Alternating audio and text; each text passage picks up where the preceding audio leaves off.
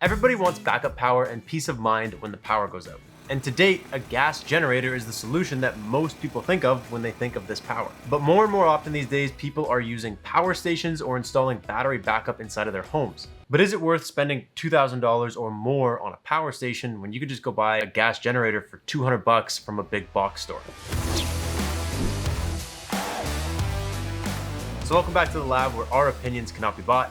Today, we're comparing the true cost and convenience and reliability of both gas generator and battery backup options. To keep things simple, we're gonna use a real-world scenario with a 24-hour outage. And we're gonna see if they can power the same stuff, what the cost is to you each time the power goes out, and take a look at the pros and the cons of each solution. But before we jump into it, as always, we have links to both products we're gonna show you guys in the video today, as well as any coupon codes we can get you to save you guys some money, and information on this month's giveaway, so make sure you guys check that out. Anyways, let's jump into it.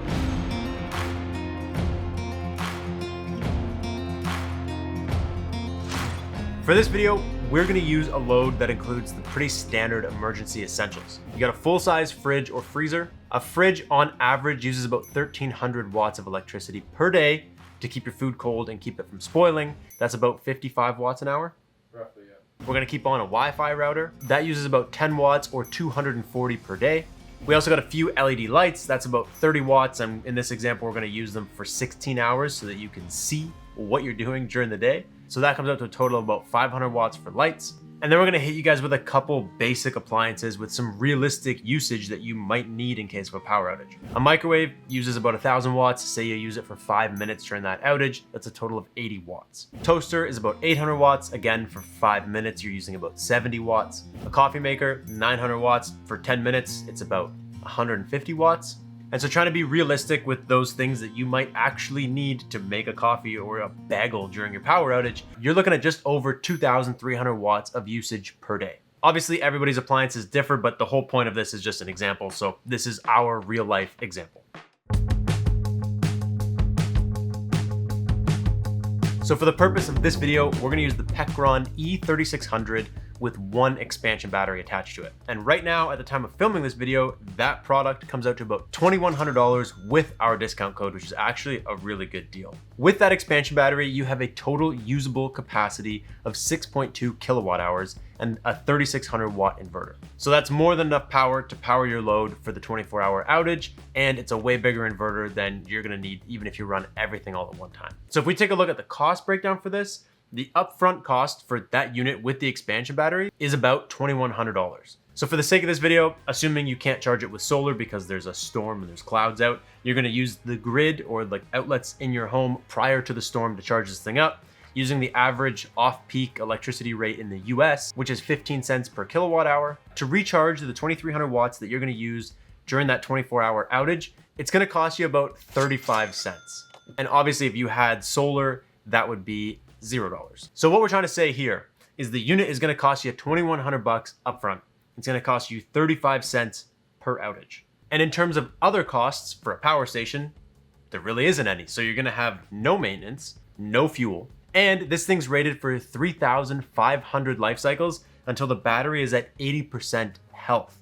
Meaning you could use this thing every single day from full to zero, recharge it back up every day for 10 years.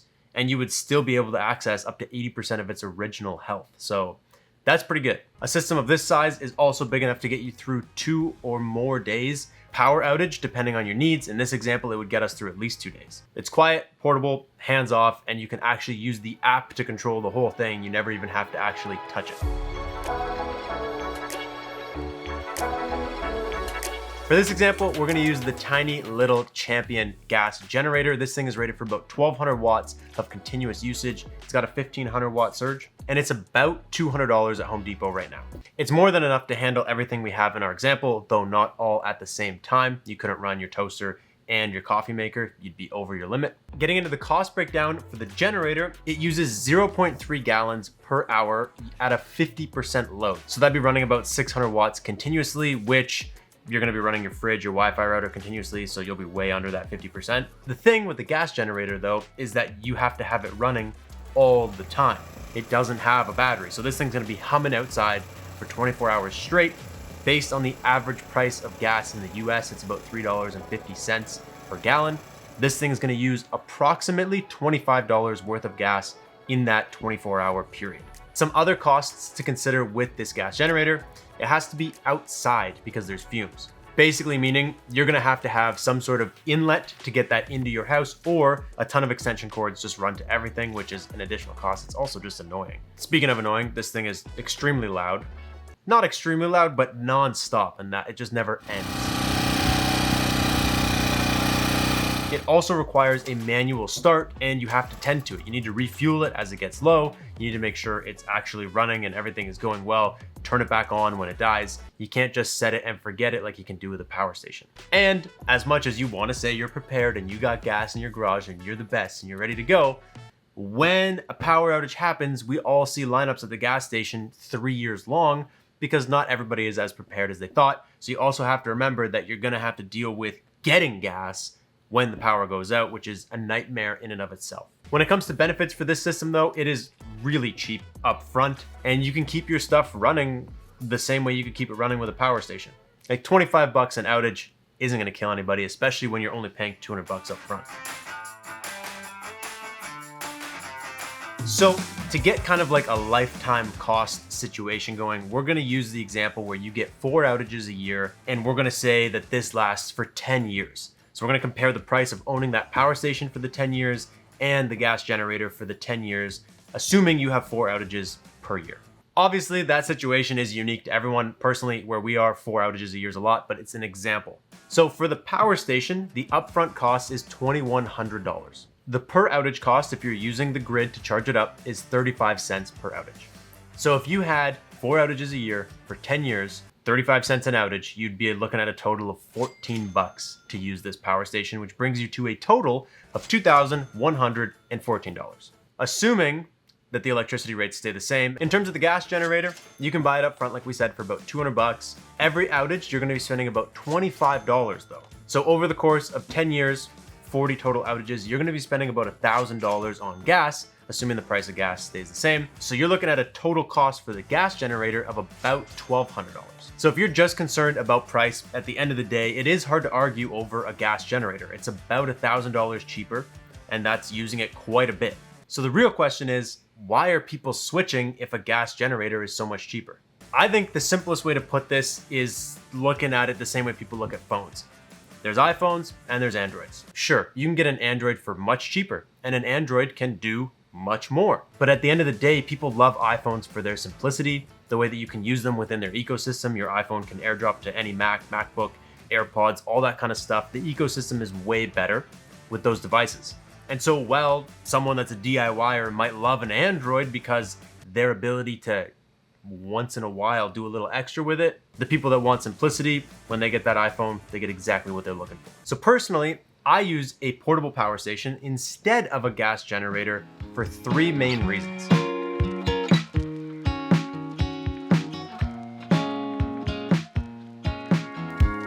The first one, it may not be as big of a pro, but personally for my own life, I like that I can do multiple things with it. I personally really like to go camping. And when I say camping, I don't mean at a power plant on a chunk of concrete. I mean out somewhere in the wilderness that is quiet and calm. And most of those places, you don't want to have a gas generator just ripping the whole time. But it would be nice for me to keep my 12-volt fridge cold and some camping accessories and stuff like that. So I like that I can not only have this power station during a power outage, but I can take it camping with me. I can do a bunch of other stuff with it as well. And that just makes me feel like the purchase is more worth it because I'm using it in a bunch of different scenarios. When I go camping, I also don't have to worry about getting gas. Gas comes in jerry cans. You need to store those things properly, upright. Your jerry cans can also run out of gas, which means you have to go get more gas to keep the generator running. For me, it's a solar panel and a power station. I can rip on that basically unlimited. Yeah, I don't smell like gas. I don't have gas. I can have it in my tent. I can have it in my car. I can have it in my trailer. I can have it in my house. And the second thing, probably the biggest point for everyone, is just the lifestyle that is attached to it. I don't have to hear a gas generator running outside of my house during these outages, and neither do my neighbors. They're super user-friendly. There's no engine, there's no maintenance. You just plug it in, turn it on, and you're ready to go. Even with the best gas generator out there, if you just leave it sitting for a year, and then you randomly have a power outage and you haven't maintained that thing at all, there's a good chance it's not gonna run. There's gonna be gummed up gas lines, it needs an oil change. Something is gonna need servicing to get it running at its best. These power stations, you can literally just leave them. I recommend topping them up every once in a while with a charge, but you just go to it, turn it on, and it rips. You can store it wherever you want, in a closet, upside down, throw it in the back of your car. If it rolls over, it doesn't matter. Gas generators need to be stored outside, somewhere where you don't smell them. If you flip them over, you cause problems. It smells like gas. You get the point. There's a simpler, easier lifestyle attached to it. And the third and final thing is you actually get more for the price. So the power station in this example can run 3 times the amount of stuff that gas generator can run.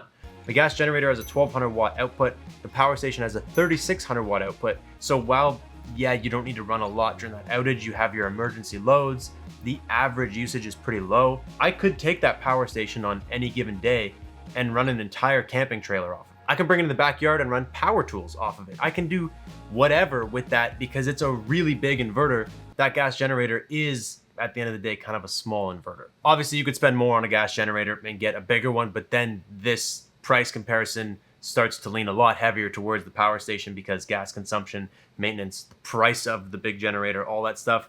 Power stations can also grow with you. So if you want a bigger battery, you can buy expansion batteries. If you want to buy 2 of those Pecrons, you can get 2 of them, link them together, and run 240 volts.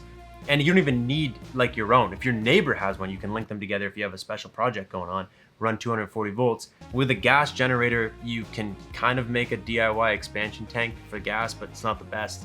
But you can never increase the inverter size or anything. You have to upgrade. You can't link multiple generators together. Like, it just doesn't work that way. And a final point from Tiny Baby, the more outages you have, the more the power station pays itself off and the more expensive the gas generator option keeps getting.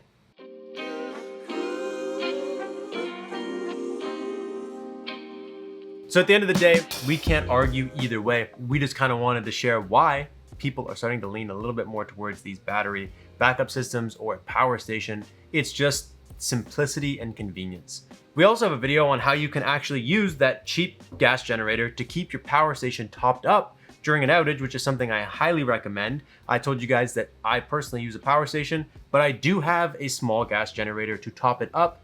It's a whole thing. We have a whole YouTube video on it. Go check that out. Like we said earlier, we will have links to all the stuff that we showed in today's video in the description down below, as well as any coupons we can get for you guys. If you're interested, we also have a monthly giveaway, so make sure you enter that. And make sure you guys check out the channel because we have a ton of other helpful, resourceful videos for you guys. That is all we got for you guys. Thank you so much for watching. Peace out and stay charged.